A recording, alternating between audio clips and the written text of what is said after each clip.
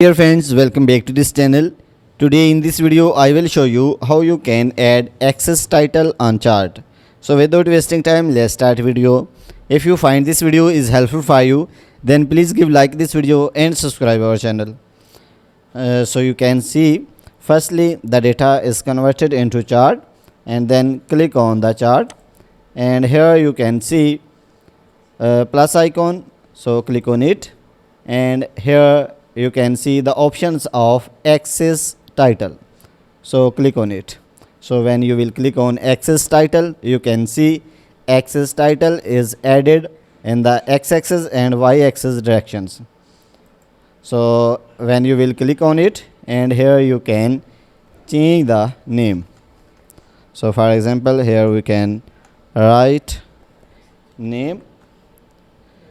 So after that, here we can edit.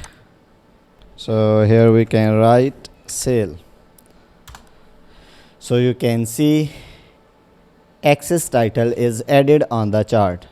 So guys, in this way you can add access title on chart. So guys, if you want to watch more useful videos related to Excel, then go to playlist and you can find more useful videos. So guys, if you find this video is helpful for you, then please give like this video and subscribe our channel. Thanks for watching.